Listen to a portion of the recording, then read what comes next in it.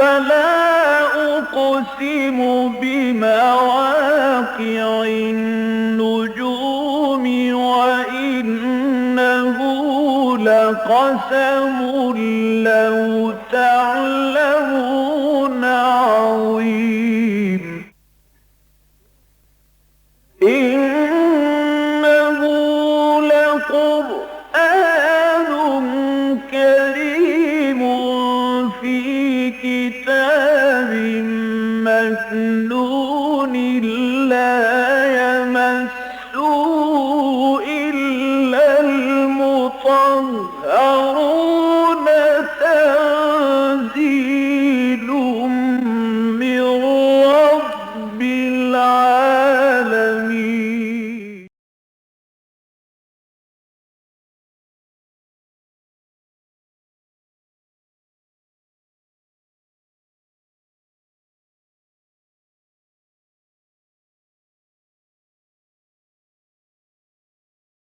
أعوذ بالله من الشيطان الرجيم.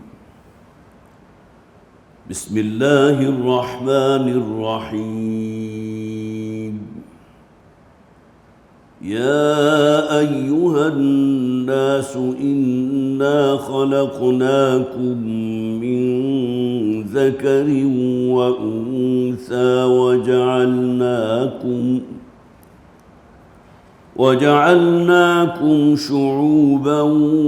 وقبائل لتعارفوا إن أكرمكم عند الله أتقاكم إن الله عليم خبير. قالت الأعراب آمنا قل لم تؤمنوا ولكن قولوا أسلمنا ولما يدخل الإيمان في قلوبكم وإن تطيعوا الله ورسوله لا يلدكم من أعمالكم شيئا إن الله غفور رحيم. إنما المؤمنون الذين آمنوا بالله ورسوله ثم لم يرتابوا وجاهدوا بأموالهم وأنفسهم في سبيل الله أولئك هم الصادقون. صدق الله العظيم. رب اشرح لي صدري ويسر لي أمري واحلل عقدة من لساني يفقهوا قولي. اللهم ألهمنا رشدنا واعذنا من شرور أنفسنا آمین یا رب العالمین. حضرات سورہ حجرات کی دوسرے رکوع کی چند آیات ابھی میں نے آپ کے سامنے تلاوت کی ہیں. سورہ حجرات ہمارے زیر مطالعہ تھی اور اس کا پہلا رکوع ہم مکمل کر چکے تھے اور اس کے علاوہ 2 آیات ہم نے مزید بھی پڑھ لی تھی. کم سے کم یہ کہ جو حصہ ہم پڑھ چکے ہیں اس کا ایک اجمالی نقشہ میں آپ حضرات کے سامنے پیش کر دیتا ہوں. اگرچہ جو حضرات بھی ہمارے قرآن اکیڈمی کے خطابات جمعہ میں شریک ہوتے رہے،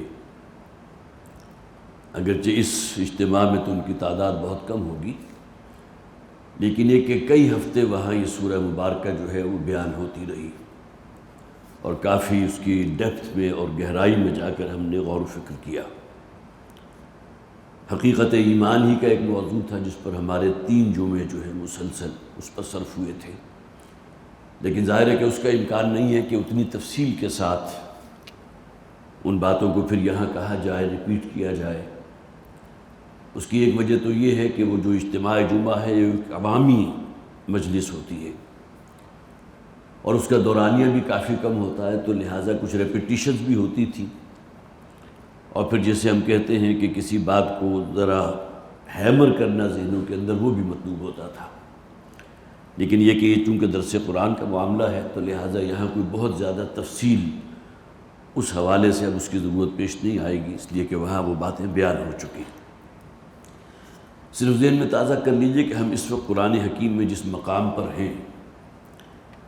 یہ سورہ حجرات ہے، مصحف میں اس سورت کا نمبر 49 ہے، 2 رکوعوں پر مشتمل اور کل 18 آیات۔ اس سے پہلے جو حصہ ہم کور کر چکے ہیں، جن حضرات کو بھی یاد ہوگا، یہ وہ درس ہے کہ جس کا آغاز والد محترم ڈاکٹر اسرار احمد صاحب نے فرمایا تھا، اور سن 2007 میں جب انہوں نے سورہ مائدہ کی تکمیل کی تھی تو اس درس کی ذمہ داری جو ہے ہفتہ وار اتوار کا ایک، جسے آپ کہیے کہ ایک مرکزی درس تھا، اس کی ذمہ داری میرے کانوں پر سونپ دی گئی تھی۔ اس کے بعد سے لے کر گویا کہ سورہ انعام سے یہاں جو سلسلہ شروع ہوا تھا تو اب الحمدللہ ہم سورہ قاف پر ہیں۔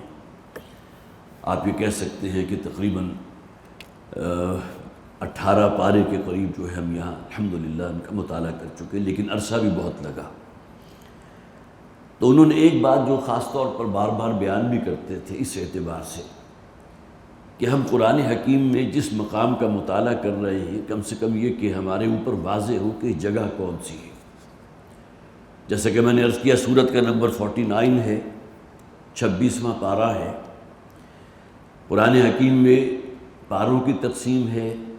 پھر یہ کہ صورتیں تو وہ ہیں جو نبی اکرم صلی اللہ علیہ وسلم اس دنیا سے جب تشریف لے گئے تو قرآن حکیم صرف صورتوں اور آیات کی شکل میں تھا۔ یہ تو رکوعوں کی تقسیم بھی بعد میں ہوئی ہے، پاروں کی تقسیم بھی بعد میں ہوئی ہے، احزاب کی تقسیم بھی بعد میں ہوئی۔ قرآن حکیم یہ 7 احزاب پر اس کو منقسم کیا گیا تاکہ اگر کوئی شخص ہر روز ایک منزل یا ایک حزب پڑھ لے تو ایک ہفتے کے اندر قرآن حکیم کی تلاوت مکمل کر لے۔ یہ ہم نے اپنی سہولت کے لیے کیا ہے۔ اور رکوع اصل میں وہ گویا کہ وہ قرآن حکیم کی آیات کے جو آپ ایک رکعت میں بہت سہولت سے پڑھ سکتے ہیں۔ رکوع یہیں سے گویا کہ جیسا کہ آپ نے ان آیات کو مکمل کیا اور آپ نے اللہ اکبر کہہ کے رکوع میں چلے گئے۔ اسی طرح پاروں کی تقسیم ہے، 30 حصوں میں اس لیے تقسیم کیا گیا ہے تاکہ کم سے کم ایک مہینے میں قرآن حکیم کی تکمیل کی جا سکے۔ لیکن یہ کہ نبی اکرم صلی اللہ علیہ وسلم نے قرآن حکیم جو امت کے لیے چھوڑا تو وہ آیات اور صورتوں کی شکل میں تھا، اور صورتوں میں بھی جو ترتیب نبی اکرم صلی اللہ علیہ وسلم کو آپ کا جو آخری اعتکاف تھا وہ آپ نے 10 نہیں بلکہ 20 دنوں کا اعتکاف کیا تھا، اور اس میں خاص طور پر یہ بات بھی نمایاں تھی کہ حضرت جبرائیل علیہ السلام نے اس اعتکاف کے دوران 2 مرتبہ قرآن حکیم کو اول تا آخر نبی اکرم صلی اللہ علیہ وسلم کو اس ترتیب کے ساتھ پڑھایا تھا جو ترتیب آج ہمارے پاس موجود ہے، جس میں آیات کس مقام پر آ رہی ہیں، پھر یہ کہ صورتیں جو ہیں وہ کس ترتیب کے ساتھ ہیں۔ یہ ترتیب مصحف ہے جو نبی اکرم صلی اللہ علیہ وسلم کے دور سے لے کر آج تک مسلم ہے۔ بعض حضرات نے کچھ کوشش کی ہے ترتیب نزولی کے اعتبار سے قرآن حکیم کو مرتب کرنے کی، لیکن ظاہر ہے کہ اس کے لیے کوئی ایسے قرائن اور دلائل موجود نہیں تھے کہ حتمی طور پر کہا جا سکتا ہو کہ قرآن حکیم کی ترتیب نزولی بعین ہی وہ ہے جو اس موقع پر میں سامنے رکھ رہا ہوں۔ لہٰذا یہ چند باتیں تو وہ تھی، اس میں خاص طور پر جس کی طرف میں اشارہ کرنا چاہتا ہوں کہ قرآن حکیم جو 7 احزاب یا منزلوں میں تقسیم کیا گیا، تو جیسا کہ میں نے عرض کیا اصل اس کے پیش نظر کیا تھا کہ ایک ہفتے میں قرآن کی تکمیل ہو سکے، لیکن یہ کہ قرآن حکیم میں مکی اور مدنی صورتوں کے بھی 7 گروپس ہیں۔ اس میں بڑی عمدہ ترتیب ہے کہ ایک یا ایک سے زائد مکی صورت اور ایک یا ایک سے زائد مدنی صورت، یہ مل کر گویا کہ ایک گروپ کی تشکیل پاتے ہیں۔ سب سے پہلا گروپ سورہ فاتحہ مکی صورت ہے، اور 4 صورتیں جو ہیں وہ سورہ بقرہ، سورہ آل عمران، سورہ نساء، سورہ مائدہ مدنی صورتیں ہیں۔ ایک گروپ مکمل ہو گیا۔ دوسرے گروپ میں 2 صورتیں مکی ہیں، 2 مدنی ہیں۔ سورہ انعام، سورہ اعراف مکی ہیں، اور اس کے بعد سورہ انفال، سورہ توبہ مدنی ہیں۔ اب تیسرا اور چوتھا گروپ وہ ہے کہ جس میں اکثر صورتیں جو ہیں وہ مکی ہیں، ایک مدنی صورت ہے۔ تیسرے گروپ کے اندر 14 صورتیں مکی ہیں اور صرف ایک مدنی صورت ہے جس پر گروپ مکمل ہوگا، وہ مدنی صورت سورہ نور ہے 18ویں پارے میں۔ اس کے بعد جو چوتھا گروپ ہے اس میں 8 مکی صورتیں ہیں اور ایک مدنی صورت، اور یہ ایک مدنی صورت سورہ احزاب ہے۔ گویا کہ 14 مکی اور ایک مدنی یہ تیسرا گروپ ہو گیا، 8 مکی اور ایک مدنی یہ چوتھا گروپ ہو گیا،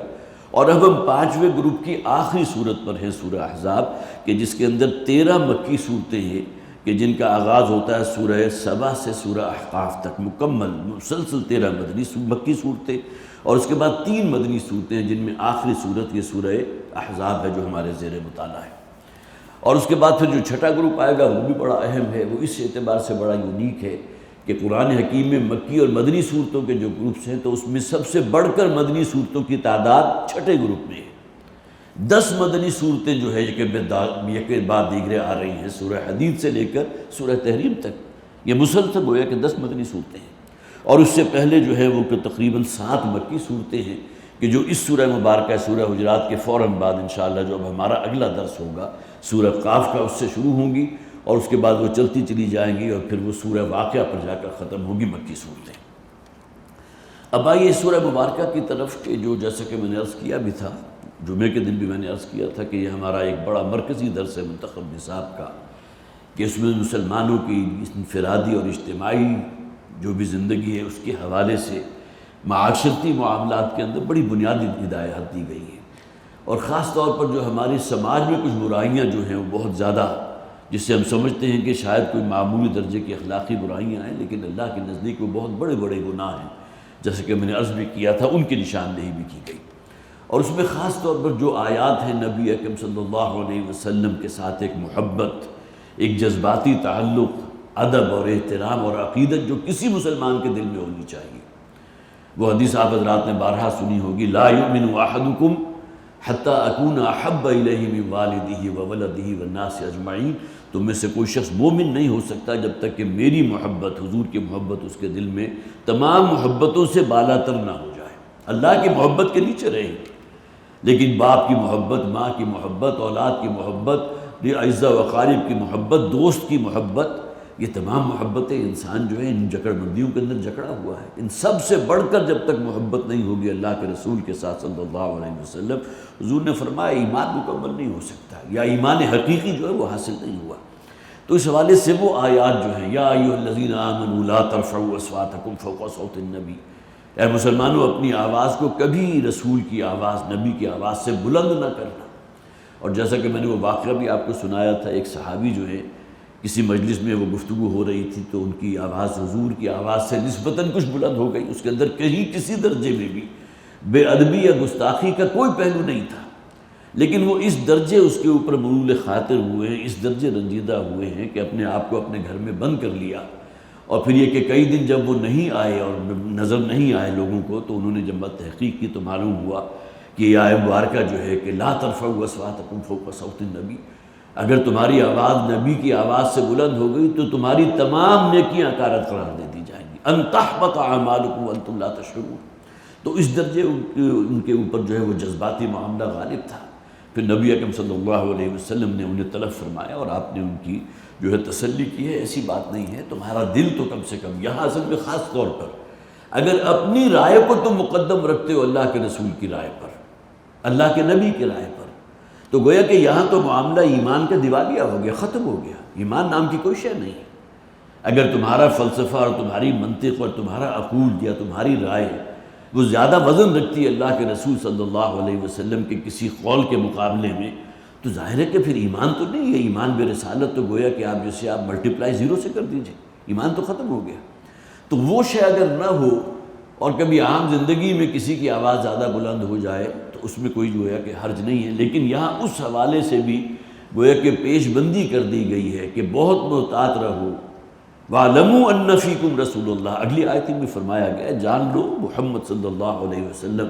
ابن عبداللہ تو ہیں، لیکن یہ کہ اللہ کے رسول ہیں صلی اللہ علیہ وسلم۔ محبت اور جسے آپ کہیے کہ اللہ کے رسول جتنے محبوب ہیں، محبوب رب العالمین ہیں، اسی طرح رحمت للعالمین ہیں، لہٰذا اس حوالے سے انسان کو بہت محتاط ہونا چاہیے۔ اور جیسا کہ میں نے عرض کیا کہ آج کے دور میں بھی اس کا اطلاق ہوگا، وہی بات جو میں کہہ چکا ہوں کہ اگر ہم یہ سمجھتے ہیں کہ ہماری رائے مقدم ہے نبی اکرم صلی اللہ علیہ وسلم کی کسی فرمان مبارک یا حدیث مبارکہ کے علی الرغم، تو گویا کہ ہمیں پھر اپنے ایمان کی خیر بنانی چاہیے۔ یہ الگ بات ہے کہ آپ تحقیق کریں گے کہ جو بات آپ تک پہنچی ہے وہ واقعتاً حدیث میں موجود ہے بھی یا نہیں ہے، اور حدیث کس پائے کی ہے، کس درجے کی ہے، یہ بات بالکل الگ ہے۔ لیکن یہ کہ جہاں کوئی بات آ گئی کہ قال اللہ قال رسول اللہ صلی اللہ علیہ وسلم، تو یہاں گویا کہ زبانوں کو تالے لگانے چاہیے، لا ترفعوا اصواتکم فوق صوت النبی۔ پھر دو ہدایات ہم نے پڑھی تھی معاشرے کے اندر جو ایک بہت بڑا فساد پھیلتا ہے، افواہوں کا سد باب، یا ایھا الذین آمنوا ان جاءکم فاسق بنبأ فتبینوا ان تصیبوا قوما بجہالۃ فتصبحوا علی ما فعلتم نادمین۔ اہل ایمان، اگر تم تک کوئی بات پہنچے کسی اجنبی کے ذریعے، کسی ایسے شخص کے ذریعے جس کی صداقت ہے تمہیں یقین نہ ہو، تو جب تک اس کی تحقیق نہ کر لو اس بات کو اپنی زبان سے آگے نہ پہنچاؤ، بیان نہ کرو، افشا نہ کرو، اس لیے کہ ممکن ہے کہ اس کے بعد تمہیں پچھتانا پڑے، کہ تمہیں جو ہے پھر کہیں کسی کے خلاف تم کوئی اقدام کر بیٹھو، یا کسی قبیلے کے اوپر تم حملہ کر بیٹھو کسی غلط اطلاع کی بنیاد کے اوپر، فتصبحوا علی ما فعلوا نادمین، تب پھر اس کے بعد تمہیں جو تم نے کیا تھا اس کے اوپر ندامت اٹھانی پڑے۔ اس کے بعد پھر یہ کہ مسلمانوں کے درمیان جو محبت ہونی چاہیے، تو جو چیزیں اس محبت کو کم کرنے یا کاٹنے کا کردار ادا کرتی ہیں، جیسا کہ ہم نے وہ پڑھا بھی تھا، یا ایھا الذین آمنوا، جو الفاظ کیا تھے، وَإِن طَائِفَتَانِ مِنَ الْمُؤْمِنِينَ اقْتَتَلُوا فَأَصْلِحُوا بَيْنَهُمَا۔ اگر مومنین کے دو گروہ یا دو گروپس یا دو خاندان یا دو جماعتیں یا دو افراد باہم ایک دوسرے کے ساتھ کوئی لڑنے جھگڑنے لگیں، کوئی تنازع کی شکل اختیار کر لیں، تو فَأَصْلِحُوا بَيْنَهُمَا، تو ان کے درمیان ان کے مابین لازم صلح کرا دیا کرو۔ فَإِن بَغَتْ إِحْدَاهُمَا عَلَى الْأُخْرَى، اور اس کے باوجود اگر ایک گروہ دوسرے پر زیادتی کرنے پر مصر ہو، تو اب تمہیں مل جل کر اس فریق کے خلاف جو ہے اقدام کرنا ہوگا جو دوسرے گروہ کے اوپر زیادتی کر رہا ہے۔ گویا کہ مسلمان معاشرہ جو ہے آپس میں ایک محبت کی ایک لو بانڈ کے ذریعے جڑا ہونا چاہیے، ایک دوسرے کے لیے دوسرے دلوں کے اندر کوئی کدورت رکھنا، کوئی بغض رکھنا، کوئی نفرت اور عداوت کے جذبات پالتے رہنا، اور غلط فہمیوں کی بنیاد کے اوپر جو ہے انسان اقدام بھی اس کے خلاف کر لے اپنے کسی مسلمان بھائی کے خلاف، تو یہ چیزیں انتہائی ناپسندیدہ ہیں۔ اور پھر دو آیات ہم نے وہ پڑھی تھی جو ہمارا گویا کہ آخری درس تھا، کہ جس میں ہم نے یہ دیکھا کہ وہ برائیاں جو واقعتاً کسی معاشرے کے لیے ناسور کا درجہ رکھتی ہیں، خاص طور پر اس اعتبار سے کہ مسلمانوں کے درمیان جو محبت ہونی چاہیے اس کو ختم کرنے والی ہیں،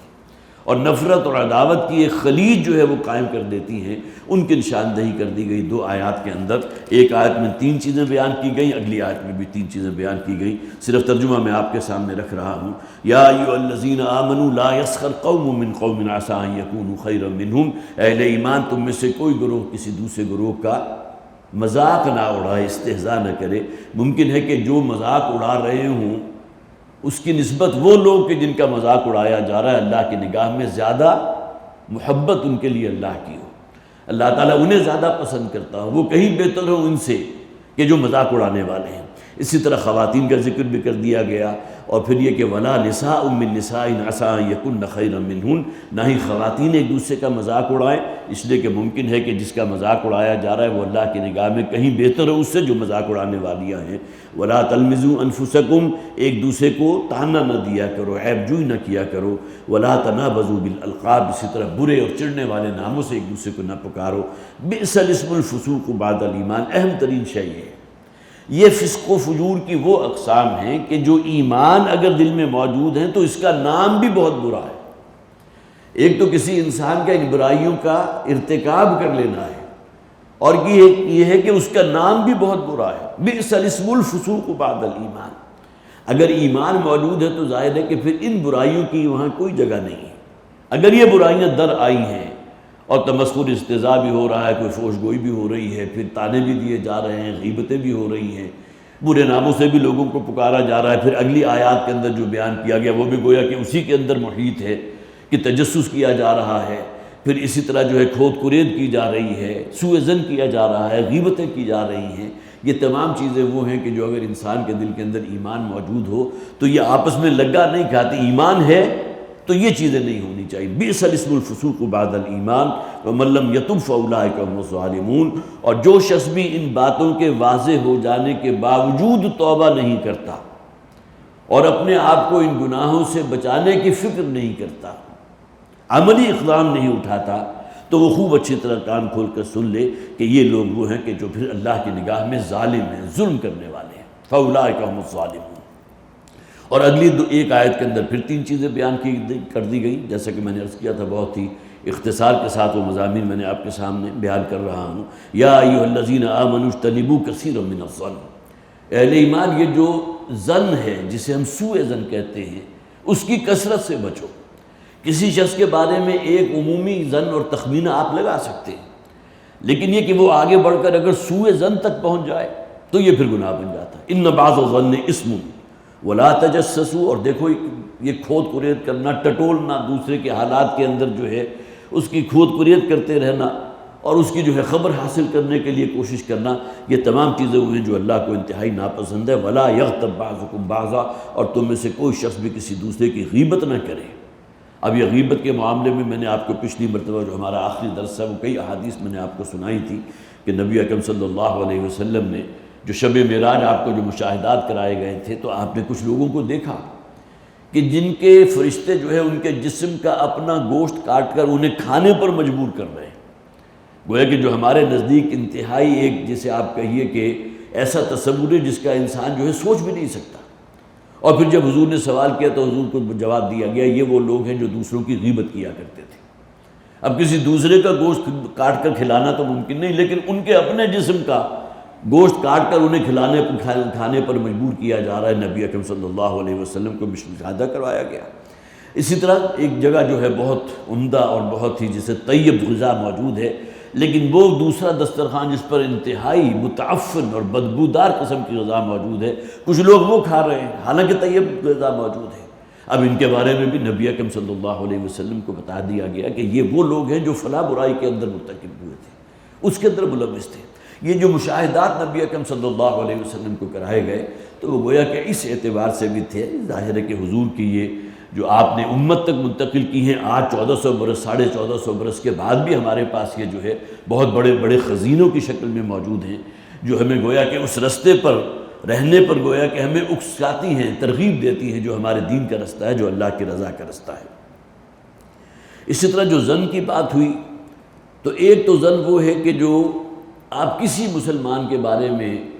جو نام سے بھی مسلمان ہے اور نام لیوا ہے محمد رسول اللہ صلی اللہ علیہ وسلم کا، تو ہمارے دین کی جو تعلیم ہے وہ کیا ہے کہ اپنے ہر مسلمان بھائی سے حسن ظن رکھو۔ یہ بالکل پہلے ہی درجے میں گویا کہ پہلی سیڑھی اگر آپ نے سوء ظن کی جو ہے وہ قائم کر دیا پہلا قدم، تو آگے تو پھر گو کہ معاملہ اور بڑھتا چلا جائے گا۔ تو ہر مسلمان کے لیے اپنے دل کے اندر ایک محبت کا معاملہ ہے، ایک احترام کا معاملہ ہے، حسن ظن کا معاملہ ہے، حسن ظن رکھو۔ اسی طرح پھر یہ کہ جائز بدگمانی بھی ایک شے ہے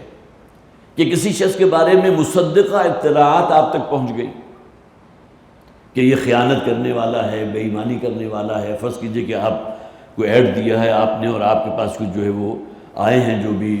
کینڈیڈیٹ ہیں، کوئی پرچیز کا کوئی معاملہ ہے، اور وہاں آپ تک کسی ایک شخص کو آپ بالکل سلیکٹ کر بیٹھے اور اس کے بعد آپ کو اطلاع ملی کہ نہیں جی یہ تو فلاں کمپنی کے اندر تھا، اس نے وہاں یہ بددیانتی کی تھی، یہ خیانت کی تھی، تو آپ تحقیق کریں گے کہ واقعتاً وہ بات صحیح تھی یا نہیں تھی۔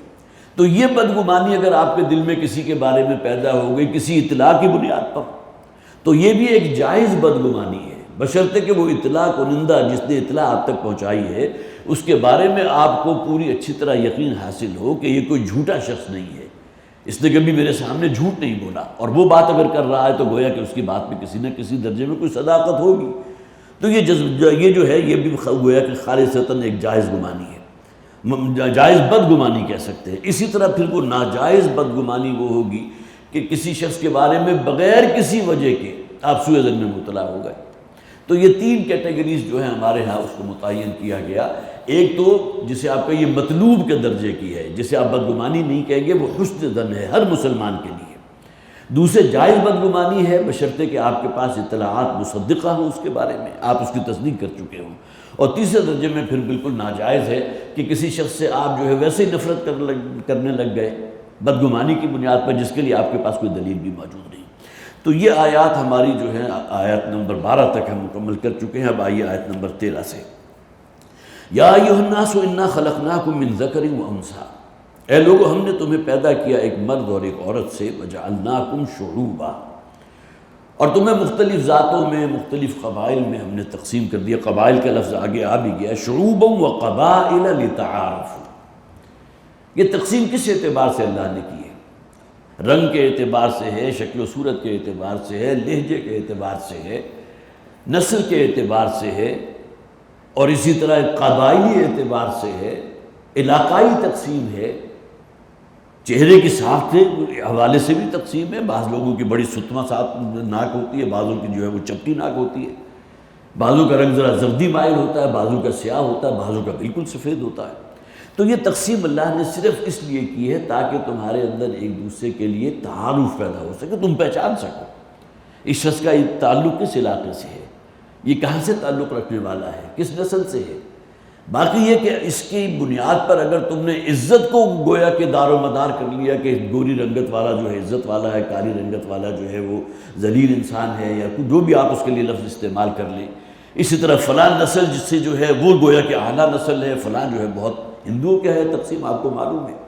سب سے اوپر جو ہے برہمن بیٹھا ہوا ہے، اور اس کے بعد اس کے نیچے کوئی کھشتری ہے، کوئی شودر ہے، پتہ نہیں کتنی اور ذاتیں ہیں، اور آخری درجے کی جو ذات ہے اس کے بارے میں تو اس حد تک معاملہ ظلم کا کیا جاتا ہے کہ شودروں کے کان میں اگر ان کی جو مقدس کتاب ہے اس کے الفاظ بھی اگر کہیں پہنچ گئے، اور کسی برہمن کو پتہ چلا کہ جی میں یہ پڑھ رہا تھا تو یہ شودر قریب سے گزرا تھا، اس کے کان میں وہ الفاظ پہنچ چکے ہیں، تو اس حد تک ظلم کیا جاتا تھا کہ اس شودر کو پکڑ کے اور اس کے کانوں کے اندر پگھلا ہوا سیسا ڈال دیا جاتا تھا۔ اب جہاں یہ بنیاد بن جائے کہ ہم بہت اعلیٰ نسل سے، ہم بہت اونچے درجے کے لوگ ہیں، اور بڑا جو ہے وہ جو گھٹیا نسل کے ہیں، آپ کو معلوم ہے جرمن کے اندر جو بہرحال ایک تفاخر تھا کہ جرمن نسل جو ہے سب سے عمدہ ہے، اسی کی بنیاد پر گویا کہ اللہ تعالیٰ نے جو عذاب کا کوڑا یہودیوں کے پیٹھ پر برسایا تھا، اور 6 لاکھ یا 60 لاکھ جو ہے یہودی قتل کیے تھے ہٹلر نے، تو وہاں کیا بنیاد تھی؟ یہی بنیاد تھی نا کہ نسل ہماری وہ ہے۔ اور آج معاملہ یہی اس درجے میں ہے کہ یہودیوں کو اپنے، جسے آپ کہیے کہ نسل تو صرف ایک ہی ہے جسے رہنے کا حق حاصل ہے، جینے کا حق حاصل ہے، وہ یہودی نسل ہے، باقی تمام کے تمام جو ہے وہ نچلی ذات کے لوگ ہیں، لہٰذا انہیں زندہ رہنے کا حق بھی نہیں ہے۔ ان کو خوب اچھی طرح نچوڑو، ان سے کام لو، ان کو جسے آپ کہیے کہ گھوڑے میں جس طرح جوتا جاتا ہے صبح سے شام تک ان سے کام لیتے رہو، اور مکھن ان سے حاصل کر کے اور اپنا جو ہے وہ اپنا جو ہے اسٹیٹس بلند سے بلند تر کرتے رہو۔ یہودیوں کا تو پیش نظر یہ ہے، وہ اصل نسل اپنے آپ کو سمجھتے ہیں۔ تو یہ تمام چیزیں جو ہیں جن کو گویا کہ ہمارے دین نے آ کر بالکل کالعدم قرار دے دیا، لا فضل لعربی علی عجمی ولا لعجمی علی عربی ولا لاسود ولا احمر ولا لاحمر علی اسود کلکم بنی آدم و آدم من تراب۔ حجۃ الوداع کے موقع پر حضور نے خطبہ ارشاد فرمایا تھا، فرسٹ ہیومن چارٹر ہے، گویا کہ مستشرقین بھی تسلیم کرتے ہیں کہ جو ہدایات حضور نے اس میدان عرفات میں خطبہ حجۃ الوداع کے موقع پر دی تھی، واقعہ یہ ہے کہ وہ باتیں ہیں کہ جن کے اوپر پھر نبی اکرم صلی اللہ علیہ وسلم نے ایک معاشرہ قائم کر کے دکھایا۔ صرف یوٹوپیا نہیں تھا، وہ کوئی خیالی جنت نہیں تھی جو حضور نے پیش کی تھی، بلکہ یہ کہ وہ عدل و انصاف کس درجے کا تھا، پھر مساوات کس درجے کی تھی، اور پھر کس درجے کے وہ جو ہے زندگی کے مختلف پہلوؤں کے اندر نبی اکرم صلی اللہ علیہ وسلم کی تعلیمات کا جو اثر و نفوذ تھا وہ کس درجے میں تھا۔ چشم فلک نے اس کے بعد یہ نظارہ تو آج تک نہیں دیکھا۔ خلفائے راشدین کے دور میں جو عدل و انصاف اور جو مساوات اور جو حریت اور آزادی کے جو حقوق حاصل تھے انسانوں کو، اس کا کوئی تصور آج آپ کر ہی نہیں سکتے۔ تو گویا کہ یہ اصل میں وہ پھل ہیں جو محمد رسول اللہ صلی اللہ علیہ وسلم نے کے ذریعے جو درخت اگا تھا اس کے جو گلے سرسپد ہیں، اور وہ جو معاشرہ قائم ہوا تھا، جو ایک خوبصورت اور حسین خواب دیکھا تھا انسانیت نے، وہ گویا کہ مکمل ہوا اس دور کے اندر۔ تو وہ خطبہ جو ہے حجۃ الوداع کا، اس میں الفاظ موجود ہیں، کلکم بنی آدم و آدم من تراب، تمام انسان آدم کی اولاد ہیں، کوئی گورا ہو، کوئی کالا ہو، کوئی سرخ رنگ دار ہو، کوئی بہت اچھی جو ہے صحت اور جسم والا ہو، کسی نسل سے متعلق ہو، کسی قبیلے سے متعلق ہو۔ یہ جو تعصب جنم لیتا ہے وہ اسی بنیاد پر لیتا ہے، رنگ کی بنیاد پر، نسل کی بنیاد پر، قبیلے کی بنیاد پر، اور پھر یہ کہ فلاں برادری ہے، وہ برادری بڑی جو ہے وہ گویا کہ معاشرے کے اندر ایک بہت اونچا مقام رکھتی ہے۔ یہ تمام چیزیں وہ ہیں کہ جن کو نبی اکرم صلی اللہ علیہ وسلم کی تعلیمات نے اور قرآن حکیم نے آ کر، ابھی دیکھیے یہاں جو آیت ہے اس وقت ہمارے ذہن مطالعہ، ان اکرمکم عند اللہ اتقاکم، اللہ تعالیٰ نے اگر یہ فرق رکھا ہے رنگ کے اندر، صورت کے اندر، پھر اسی طرح جو ہے کوئی نسل کا معاملہ، یہ صرف تعارف کے لیے ہے، فلاں فلاں خاندان سے ہے، فلاں فلاں قبیلے سے ہے، فلاں جو ہے فلاں علاقے سے تعلق رکھتا ہے، فلاں کی رنگ اور شکل و صورت ایسی ہے کہ آپ فوری طور پر سمجھ جاتے ہیں کہ اس کا تعلق افریقہ کے کسی ملک سے ہے، فلاں جو ہے یورپ کے رہنے والے ہیں، فلاں چین کے رہنے والے ہیں۔ یہ تمام چیزیں جو ہے صرف شناخت کے اعتبار سے ہیں۔ ان اکرمکم عند اللہ اتقاکم، ہاں عزت صرف اسی شخص کے لیے ہے جس کے لیے اللہ تعالیٰ کے دل میں عزت ہے۔ اللہ کو معلوم ہے کہ کس شخص کے اندر کتنا تقوی موجود ہے۔ جو شخص اتنا زیادہ متقی ہوگا اللہ کا اتنا ہی محبوب ہوگا۔ ان اکرمکم عند اللہ اتقاکم ان اللہ علیم خبیر، یقین اللہ تعالیٰ ہر شے کا علم رکھنے والا اور ہر شے سے باخبر ہے۔ قالت الاعراب آمنا قل لم تؤمنوا، یہ بدو کہتے ہیں کہ اے نبی صلی اللہ علیہ وسلم کہ ہم ایمان لے آئے، قل آپ کہہ دیجئے لم تؤمنوا تم ہرگز ایمان نہیں لائے ہو، ولکن قولوا اسلمنا، بلکہ یوں کہو کہ ہم مسلمان ہو گئے، ہم نے اسلام قبول کر لیا، ولما يدخل الایمان فی قلوبکم، اور ابھی ایمان تو تمہارے دلوں میں بھی داخل نہیں ہوا۔ گویا کہ یہ وہ مقام ہے جیسا کہ میں نے آغاز میں بھی عرض کیا تھا، ہمارا جو قرآن اکیڈمی کا جمعہ ہے اس میں ابھی حال ہی میں اس سورہ مبارکہ کو ہم نے ختم کیا ہے، وہاں یہ مضامین بڑی تفصیل کے ساتھ بیان ہوئے تھے کہ یہاں ایمان اور اسلام دو الگ اصطلاحات کو الگ اس کے اندر پرسپیکٹو میں بیان کیا گیا۔ اسلام اور ہے، ایمان اور ہے، دونوں ایک دوسرے کے ضد نہیں ہیں، بلکہ اسلام عام ہے اور ایمان خاص ہے۔ اس دنیا میں جو فیصلہ ہوگا اس بنیاد پر ہوگا کہ کون مسلمان ہے، آخرت میں فیصلہ اس اعتبار سے ہوگا کہ کون مومن ہے۔ وہاں صرف اسلام آپ کے کام نہیں آنے والا، ورنہ منافقین سے بڑھ کر تو مثال اور کوئی دی جا نہیں سکتی، ہمیشہ میں وہی دیتا ہوں، ہے بھی مسلمان، نماز بھی پڑھتا ہے، حضور کی حدیث موجود ہے، وَإِنسَانَ وَصَلَّى وَزَعَمَ أَنَّهُ مُؤْمِنٌ، کوئی شخص نمازیں بھی پڑھنے والا ہے، روزے بھی رکھنے والا ہے، خوب اچھی طرح مطمئن ہے، بڑا زور میں اسے کہ میں مومن ہوں، میں مسلمان ہوں، لیکن اگر جھوٹ بولنے والا ہے، خیانت کرنے والا ہے، اسی طرح بے حیائی اور فحش گفتگو کرنے والا، گالم گلوچ کرنے والا، وعدہ خلافی کرنے والا، تو حضور نے فرمایا کہ ایمان نہیں ہے اس شخص کے اندر، یہ مسلمان تو ہے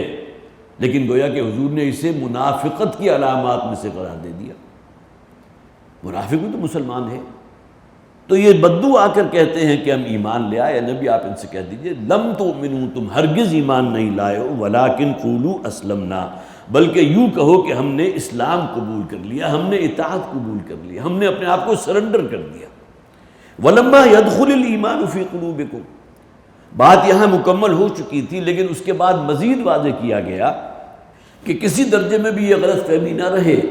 کہ صرف اس بات پر کہ تم مسلمان ہو ہم تمہارے ایمان کو بھی قبول کر لیں گے۔ وَلَمَّا يَدْخُلِ الْإِيمَانُ فِي قُلُوبِكُمْ، ایمان تو ابھی تمہارے دلوں میں بھی داخل نہیں ہوا۔ گویا کہ یہ بات تو بہت دور کی ہے، تمہارے دل میں ایمان موجود ہے اور تم اپنے آپ کو بڑا مومن سمجھ رہے ہو، قرآن تو یہ کہتا ہے ایمان تو ابھی داخل ہی نہیں ہوا۔ اب اگرچہ پس منظر میں کون لوگ ہیں کہ جو بدو قبائل آئے، کوئی ایک شیخ قبیلہ حضور کے پاس آیا، وہ ایمان لے آیا، پورا قبیلہ مسلمان ہو گیا، جس کا نقشہ کھینچا گیا اذا جاء نصر اللہ والفتح ورأیت الناس يدخلون فی دین اللہ افواجا، جب اللہ کی مدد آ پہنچی اور فتح جو ہے وہ مل گئی تو تم نے دیکھا لوگوں کو جوق در جوق جو ہے افواجا، فوج کی شکل میں اسلام میں داخل ہو رہے ہیں۔ ایک دن وہ بھی تھا کہ جب کہ ایک ایک کر کے لوگ مسلمان ہو رہے تھے، ان کے اوپر شدید ترین پرسیکیوشن ہو رہا تھا، تشدد ہو رہا تھا، دیکھتے ہوئے گاروں پر لٹایا جا رہا تھا، اور آج جو ہے بڑی سہولت کے ساتھ ایک جو شیخ قبیلہ ایمان لے آیا تو پورا قبیلہ مسلمان ہو گیا۔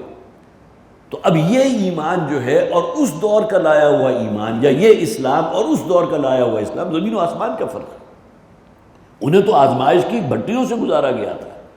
وَلَقَدْ فَتَنَّ الَّذِينَ مِنْ قَبْلِهِمْ فَلَيَعْلَمَنَّ اللَّهُ الَّذِينَ صَدَقُوا وَلَيَعْلَمَنَّ الْكَاذِبِينَ، ہم تو آزماتے رہے ہیں ہر اس شخص کو جس نے ایمان کا دعویٰ کیا۔ وَلَنَبْلُوَنَّكُمْ بِشَيْءٍ مِّنَ الْخَوْفِ وَالْجُوعِ وَنَقْصٍ مِّنَ الْأَمْوَالِ وَالْأَنفُسِ وَالثَّمَرَاتِ، یہ آیات تو ایک دوسرے سے یوں جڑی ہوئی ہیں کہ جہاں اللہ تعالیٰ نے فرمایا ہم لازماً آزما کر رہیں گے لوگوں کو، ان کے مال و دولت میں بھی کمی واقع ہوگی۔ ظاہر ہے کوئی شخص اگر فیصلہ کرے کہ مجھے صرف حلال پر رہنا ہے اور جو میرے پاس ہے اس میں سے مجھے زکوٰۃ بھی ادا کرنی ہے، زکوٰۃ کے علاوہ بھی اللہ تعالیٰ نے میرے اموال کے اندر یتیموں کا، بیواؤں کا، مسکینوں کا اور ان تمام راہ چلتے مسافروں کا حق رکھ دیا ہے، تو ظاہر ہے کہ اس کے کوئی دولت و مال کے اندر کوئی اضافہ تو نہیں ہوگا، وہ تو کمی واقع ہوگی۔ اگرچہ یہ کہا جاتا ہے اور بالکل صحیح ہے کہ صدقہ دینے سے مال کبھی کم نہیں ہوتا، جن لوگوں کو اس کا تجربہ ہے وہ اس پر سب سے بڑے گواہ ہیں۔ بہت سے ایسے لوگ ہیں کہ جنہوں نے ایک بات طے کی کہ ہمیں جو بھی منافع حاصل ہوگا ہر مہینے ہم حساب کر کے، اور 5% جو ہے اللہ کے راستے میں اللہ کا ایک شیئر ہم نے قائم کر دیا، وہ 5% ہم اللہ کے اس شیئر میں ڈالتے رہتے ہیں، اور اس کے بعد پھر کہ اللہ تعالیٰ نے کاروبار کے اندر جو برکت دی ہے۔ تو ایسی جو جس سے آپ کہیے کہ زندہ مثالیں ہمارے معاشرے کے اندر موجود ہیں۔ جبکہ شیطان کیا تلقین کرتا ہے کہ شیطان تو آپ کو گویا کہ خوف دلاتا ہے فاقے کشی سے، اور تمہارا روپیہ پیسہ ختم ہو جائے گا، کم ہو جائے گا، یہ جو تم دے رہے ہو، یہ جو صدقہ و خیرات کر رہے ہو، تو شیطان جو ہے یعدکم الفقر، وہ تو تمہیں فقر کی، اور جسے آپ کہیے کہ دوسروں سے جو افلاس کی جو ہے وہ دعوت دے رہا ہے، اس کی تلقین کر رہا ہے۔ جبکہ ہمارا دین ہمیں کہتا ہے کہ جتنا صدقہ دو گے اللہ تعالیٰ مال میں اور برکت دے گا۔ تو اب یہ جو فرق ہے اسلام اور ایمان کا، اس کو یہاں واضح کیا گیا۔ قُلْ لَمْ تُؤْمِنُوا وَلَٰكِنْ قُولُوا أَسْلَمْنَا، اے نبی آپ کہہ دیجئے تم ہرگز ایمان نہیں لائے ہو، بلکہ یوں کہو کہ ہم نے اسلام قبول کر لیا، ہم مسلمان ہو گئے۔ وَلَمَّا يَدْخُلِ الْإِيمَانُ فِي قُلُوبِكُمْ، اور ایمان تو ابھی تمہارے دلوں میں بھی داخل نہیں ہوا۔ وَإِن تُطِيعُوا اللَّهَ وَرَسُولَهُ لَا يَلِتْكُم مِّنْ أَعْمَالِكُمْ شَيْئًا۔ اب گویا کہ یہاں والد محترم بھی کہا کرتے تھے کہ اگر کوئی شخص اسے استحضار ہو کہ اس درجے کا ایمان تو میرے اندر موجود نہیں ہے، کیسے حاصل کرے گا؟ ایک تو ذرائع اس ایمان کو حاصل کرنے کے، قرآن کے ساتھ اپنے تعلق کو مضبوط کرو، نبی اکرم صلی اللہ علیہ وسلم کی سیرت کا مطالعہ ہے، آپ کی اتباع ہے، یہ چیزیں بھی ایمان میں اضافہ کرتی ہیں۔ لیکن یہاں جو کہا گیا وَإِن تُطِيعُوا اللَّهَ وَرَسُولَهُ لَا يَلِتْكُم مِّنْ أَعْمَالِكُمْ شَيْئًا، اعمال کی قبولیت ایمان کی بنیاد پر، اور ایمان پیدا ہوگا وہ جو جس کو ہم نے کہا نا ان اکرمکم عند اللہ اتقاکم، تقویٰ اصل میں ڈرائیونگ فورس ہے نا،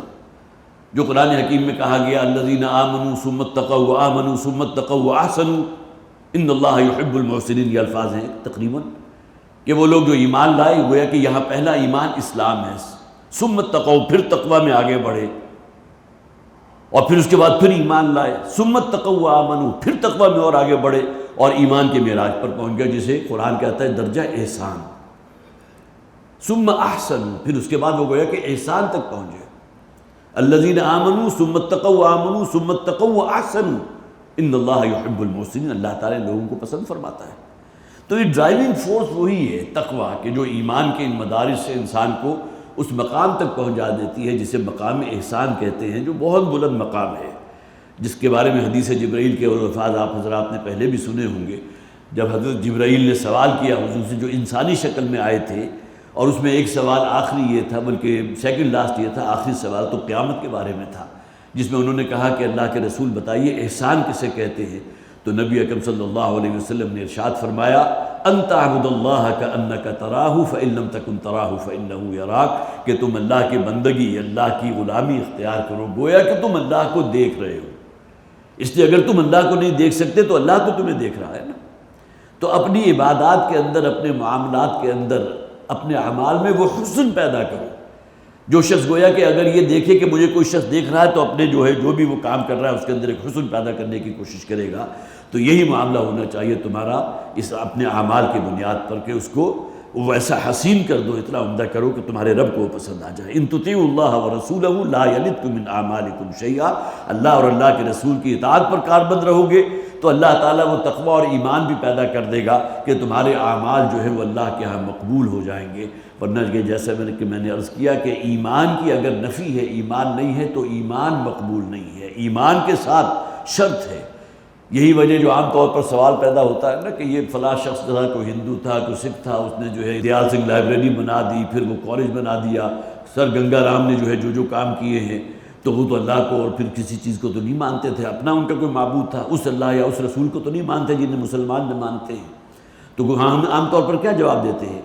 کہ اصل سے اللہ کے ہاں جو قبولیت کی بنیاد بنتی ہے وہ ایمان بنتی ہے۔ اگر وہ موجود ہے تو اللہ کے ہاں عمل مقبول ہوگا۔ کوئی شخص آخرت کو فرض کیجئے مانتا ہی نہیں، کوئی سمجھتا ہے میں دنیا ہی میں ختم ہو جاؤں گا، مجھے کوئی دوسرا جنم مل جائے گا، اور میں یہ چاہتا ہوں کہ مجھے دوسرا جنم اچھا ملے، لہٰذا وہ یہاں نیک کام کرتا ہے، صدقہ و خیرات کرتا ہے، کوئی جسے آپ کا یہ خدمت خلق کے کام کر جاتا ہے، تو اس کا مقصود ہو گیا نا کہ دوسرا جنم اس کو ملے گا۔ لیکن یہ کہ مسلمان کیا سمجھتا ہے کہ جو بھی نیک عمل کر رہا ہے اس کا اجر اللہ کے ہاں سے مطلوب ہو۔ انما نطعمکم لوجہ اللہ لا نرید منکم جزاء ولا شکورا۔ صحابہ کرام اور جو بھی صادق الایمان لوگ تھے جو اپنا روپیہ پیسہ خرچ کرتے تھے، لوگوں کو کھلاتے پلاتے تھے، جو بھوکوں کی بھوک رفع کرتے تھے، کس لیے؟ اپنے رب کو راضی کرنے کے لیے، لوجہ اللہ لا نرید منکم جزاء ولا شکورا۔ اور وہ تو یہ کہتے تھے کہ ہم تم سے شکریہ کے الفاظ کے بھی طالب نہیں ہیں، اس کا کوئی بدلہ دے دینا یا اس احسان کی کوئی اس کا بدلہ چکانا یہ تو بہت دور کی بات ہے، ہم تو تم سے شکریہ کے الفاظ کے بھی طالب نہیں ہیں،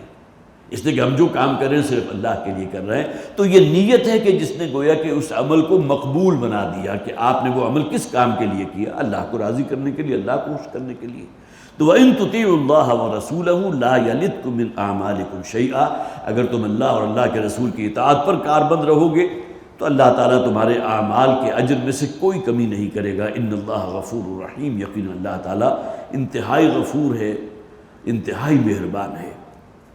انما المؤمنون الذین آمنوا باللہ ورسولہ، پچھلی آیت میں جو ہم نے پڑھ لیا تھا کہ اسلام اور ایمان، اسلام عام ہے، ایمان خاص ہے۔ اس کے معنی کیا ہے کہ ہر مومن تو لازماً مسلمان ہے ہی، لیکن ہر مسلمان لازماً مومن نہیں ہے۔ اسلام وہ ہے جس کی بنیاد پر اس دنیا میں فیصلہ ہوگا، کسی شخص کو سمجھا جائے گا کہ کون مسلمان ہے، کون ان شرائط پر پورا اترتا ہے کہ جو اسلام جس کا ڈیمانڈ کرتا ہے۔ اور ایمان کی بنیاد پر آخرت میں فیصلہ ہوگا، وہاں صرف اسلام انسان کے کام آنے والی شے نہیں ہے، ورنہ قرآن حکیم کی بہت سی آیات وہ ہیں کہ جہاں انسان مجبور ہو جاتا ہے کہ ہے مسلمان ہی، لیکن سخت ترین عذاب کا انہیں نوید سنا دی گئی، اور جو سزا سخت ترین ہے ان لوگوں کے لیے وہ بظاہر مسلمان ہیں۔ یہاں گویا کہ یہ بات واضح ہو گئی کہ اصل ایمان ہے کہ جو بنیاد بنتا ہے آخرت میں اجر و ثواب کی۔ انما المؤمنون الذین آمنوا باللہ ورسولہ، اب یہاں ڈیفینیشن آ رہی ہے کہ ایمان کہتے کسے ہیں۔ دیکھیں اسلام کی ڈیفینیشن آپ کو معلوم ہے، اسلام کی بنیاد 5 چیزوں پر کلمہ شہادت ہے، نماز ہے، روزہ ہے، حج ہے، زکوٰۃ ہے۔ وہ پھر یہ کہ اسلام کے معنی ہے سرنڈر کر دینا، اللہ کے حکم کو مان لینا، تسلیم کر لینا۔ اگر کوئی شخص نماز نہیں پڑھتا رہے گا مسلمان، اگرچہ ہمارے ہاں اس در معاملے میں اس حد تک بھی ہے کہ اگر وہ بالکل اسی کے اوپر جسے آپ کہیے کہ ضد کے ساتھ قائم ہے کہ میں نے نماز نہیں پڑھنی، تو اسے دار اسلام سے بھی خارج کر دیا جائے گا، گویا کہ وہ انکار کر رہا ہے نماز کا، اپنے عمل سے انکار کر رہا ہے۔ ایک شخص مانتا تو ہے کہ ہاں یہ فرض ہے، اسلام کا رکن رکین ہے، الصلاۃ و عماد الدین، یہ تو مرکزی ستون ہے اسلام کا، لیکن فرض کیجئے کہ وہ کہتا ہے مجھ سے کوتاہی ہوتی ہے، سستی ہے، فلاں ہے، میں نہیں پڑھ سکتا، میری مجبوری ہے،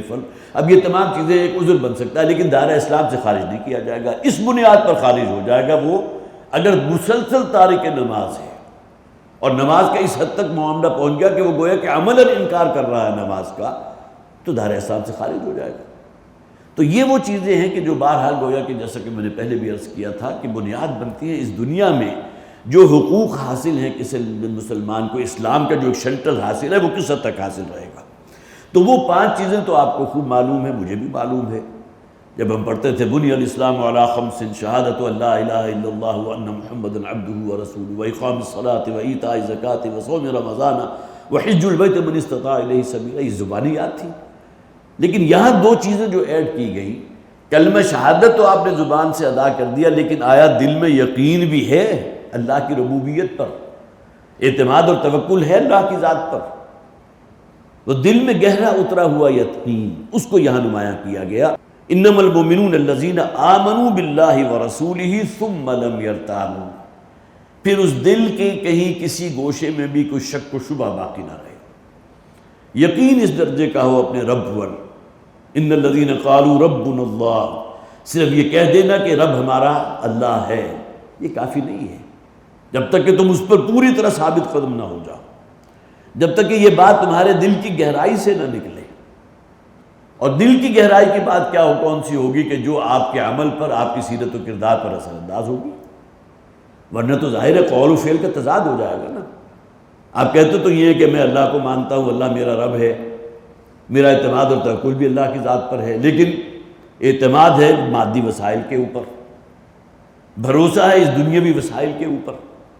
تو یہاں معلوم ہوا کہ وہ بات جو حقیقی ایمان کا جو گویا کہ نتیجہ نکلنا چاہیے تو وہ موجود نہیں ہے۔ دل کی گہرائی والا ایمان، ثم لم یرتابوا، کسی قسم کا کوئی ریب اور تشکک دل میں موجود نہ ہو. اور پھر دوسری بات وجاہدوا باموالہم وانفسہم فی سبیل اللہ، وہ جہاد کرے اللہ کے راستے میں اپنے مالوں کے ساتھ بھی اپنی جانوں کے ساتھ بھی. اب یہ گویا کہ انسان کا جو خارج ہے کیا شے اس سے ظہور پذیر ہوگی. ایک تو خارج میں جہاد آپ کو نظر آ رہا ہے نا، جہاد بالسیف بھی ہے، کوئی شخص امر بالمعروف نہی عن المنکر کر رہا ہے، کوئی دعوت و تبلیغ کر رہا ہے، لوگوں تک اچھی اور نیک بات پہنچا رہا ہے، وعظ و تبلیغ کر رہا ہے، یہ بھی جہاد ہے. لیکن یہ کہ ہمیں تو یہ بھی معلوم ہے کہ جہاد اس شخص کا بھی ہے، اور نبی اکرم صلی اللہ علیہ وسلم نے اسے بنیادی اور افضل جہاد قرار دیا، جو اپنے نفس کے ساتھ مجاہدہ کرتا ہے، کشمکش کرتا ہے اسے اللہ کی مطیع فرمان بنانے کے لیے، فرما برداری اختیار کرنے کے لیے. وہ کوشش کر رہا ہے اپنے نفس کے خلاف، ان تجاہد نفسک فی طاعت اللہ. تو جہاد کی یہ تمام منزلیں ہمارے ہاں بیان ہوتی رہی، لہٰذا مزید کو تفصیل میں اور بیان نہیں کر رہا. لیکن ایمان وہ ہے کہ جس میں یہ 5 چیزیں اپنی جگہ موجود ہیں، کلمہ شہادت، نماز، روزہ، حج، زکوٰۃ، لیکن کلمہ شہادت کے ساتھ دل کی گہرائی والا ایمان، یقین قلبی، اور دوسرے ان بقیہ 4 چیزوں کے ساتھ ایڈ کر دیجئے وَجَاهَدُوا بِأَمْوَالِهِمْ وَأَنفُسِهِمْ فِي سَبِيلِ اللَّهِ، اور وہ جہاد کریں اپنے بالوں کے ساتھ بھی اپنے جانوں کے ساتھ بھی اللہ کے راستے میں. اولئک هم الصادقون، یہی وہ لوگ ہیں، هم الصادقون، صرف یہی لوگ سچے ہیں. کس شے میں سچے ہیں؟ اپنے ایمان کے سچے ہیں، اپنے تقوی کے سچے ہیں. اگر یہ کہتے ہیں کہ ہم مومن ہیں تو واقعتاً مومن ہیں. یہ الگ بات ہے کہ کوئی شخص بھی ادعا نہیں کرتا عام طور پر، اس لیے کہ اس درجہ ایمان کے تو بہت سے، گویا کہ ایمان کے بہت سے درجات ہیں، اس میں کس مقام پر ہے، ابھی بنیاد کے قریب ہے، کہیں درمیان میں پہنچ چکا ہے، یا ایمان کا کلائمیکس حاصل کر چکا ہے. کوئی شخص اپنے بارے میں دعویٰ نہیں کر سکتا. ہاں دوسرا شخص دیکھ کر اسے قیاس کر سکتا ہے کہ واقعتاً، جسے کہا جاتا ہے نا کہ بہت سے ایسے لوگ ہوتے ہیں جنہیں دیکھ کر اللہ یاد آ جاتا ہے، ان کی درویشی دیکھ کر، ان کا استغنا دیکھ کر، ان کا دنیا کی بے ثباتی کے اوپر ان کا جو عمل ہے اس کو ملاحظہ کر کے، اور ان کا لین دین دیکھ کر انہیں اللہ یاد آ جاتا ہے. تو یہ مختلف پہلو جو ہے، اولئک هم الصادقون، صرف یہی لوگ ہیں کہ جو اللہ کے نزدیک سچے ہیں اپنے ایمان میں. قل اتعلمون اللہ بدینکم، اے نبی کہہ دیجئے کیا تم اپنے اس دین کا، چونکہ وہی اعرابی اور جو بدو آ کر کہتے تھے کہ ہم ایمان لے آئے، جن کے ایمان کی اللہ نے نفی کر دی حضور کی زبان سے، قل لم تؤمنوا ولکن قولوا اسلمنا، اب وہی آ کر جو ہے اپنے اس ایمان لانے کا احسان اور دھونس جماتے تھے حضور پر، اللہ پر، کہ اللہ کو ہمارا زیر احسان ہونا چاہیے، ہم اس پر ایمان لے آئے، یا اللہ کے رسول صلی اللہ علیہ وسلم کو ہمارا احسان مند ہونا چاہیے کہ ہم نے ان کی تصدیق کی ہے. اگلی آیت میں وہ بھی آ جائے گا، قل اتعلمون اللہ بدینکم، کیا تم اللہ کے علم میں کوئی اضافہ کرنا چاہتے ہو اپنے اس دین اور اسلام کا ڈھنڈورا پیٹ کر. واللہ یعلم ما فی السماوات و ما فی الارض، اللہ کو تو معلوم ہے تمہارے دل میں اگر ایمان ہے کس درجے کا ہے، اللہ کے علم میں ہے یا بالکل ہی نہیں ہے. اس لیے کہ جو انسان کے اندر جو کبر اور استمرار پیدا ہو جاتا ہے، اور اس کے اندر ایک تکبر پیدا، استکبار پیدا ہو جاتا ہے، وہ تو ایمان کی نفی ہے. نبی اکرم صلی اللہ علیہ وسلم نے فرمایا کبر جو ہے یہ تو وہ ہے جس پر اللہ کا غضب انتہائی بھڑکتا ہے. کبر تو وہ چادر ہے جو اللہ تعالیٰ کی، المتکبر اللہ کا نام ہے. انسانوں میں سے کوئی اگر تکبر کرتا ہے تو گویا کہ اللہ کا مد مقابل بن کر کھڑا ہو رہا ہے. تو واللہ یعلم ما فی السماوات و ما فی الارض، اللہ کو خوب معلوم ہے زمین و آسمان کی ہر شے. واللہ بکل شیء علیم، اللہ ہر شے کا علم رکھتا ہے. یمنون علیک ان اسلموا، اے نبی صلی اللہ علیہ وسلم یہ آپ پر احسان دھر رہے ہیں اپنے اسلام کے قبول کرنے کو. قل لا تمنوا علی اسلامکم، اے نبی آپ ان سے کہہ دیجئے کوئی احسان کی دھونس نہ جماؤ مجھ پر اپنے اسلام کی. بل اللہ یمن علیکم ان ہداکم للایمان ان کنتم صادقین، بلکہ حقیقت تو یہ کہ اللہ کا احسان ہے تم پر کہ اس نے تمہیں ایمان کے لیے ہدایت عطا فرما دی. انسان اگر سوچے تو اسے اللہ کا جو ہے وہ شکر ادا کرنا چاہیے. ہمیں اللہ کا شکر ادا کرنا چاہیے کہ ہماری ولادت مسلمان گھرانے میں ہوئی، ورنہ کیا غضب ہوتا اگر ہم میں سے کوئی شخص یہودی یا ہندو یا سکھ گھرانے میں پیدا ہو جاتا، اسی رنگ میں رنگ مل جاتے. کون جانتا اللہ کو، اللہ کے رسول کو، اللہ کی کتاب کو، آخرت کے تصور کو، دین کے تصورات کو، دینی شاعر کو، کہاں سے آتے؟ یہ تو جسے آپ کہیے کہ آپ اللہ کا یہ احسان چکا نہیں سکتے کہ اس نے ہمیں مسلمان گھرانے میں پیدا کیا. تو کجا یہ کہ اپنے اس اسلام کا احسان اور دھونس جمانا نبی اکرم صلی اللہ علیہ وسلم پر، یا اللہ تعالیٰ کے بارے میں سمجھنا کہ اللہ کو ہمارا احسان مند ہونا چاہیے کہ ہم اس پر ایمان لے آئے. یمنون علیک ان اسلموا قل لا تمنوا علی اسلامکم، اے نبی ان سے کہہ دیجئے کہ اپنے اس اسلام کی کوئی دھونس میرے اوپر نہ جماؤ. بل اللہ یمن علیکم ان ہداکم، بلکہ اصل میں تو احسان ہے اللہ کا کہ اس نے تمہیں ہدایت سے نوازا. ان کنتم صادقین، اگر تم واقعتاً سچے ہو. ان اللہ یعلم غیب السماوات والارض، اس زمین و آسمان کی ہر پوشیدہ بھید، ہر شے اللہ کے علم میں. کتنی چیزیں وہ ہیں جو ہمارے وہم و گمان میں بھی نہیں. آج سے 50 سال پہلے بلیک ہول کا تو کوئی تصور ہمارے ذہن میں نہیں تھا کہ اس کائنات میں ایسے بڑے بڑے شگاف ہیں کہ جہاں پوری پوری گلیکسیز جا کر گویا کہ ایسے غائب ہو جاتی ہیں جیسے کہ کبھی تھی نہیں. اور ایک گلیکسی کا جو حجم ہے اس کا اگر آپ کہیں کیلکولیٹ کرنا چاہیں تو آپ کا جو ہے کمپیوٹر شاید وہ پھٹ ہی جائے، اس لیے کہ وہ نتیجہ برآمد کر ہی نہیں سکتا.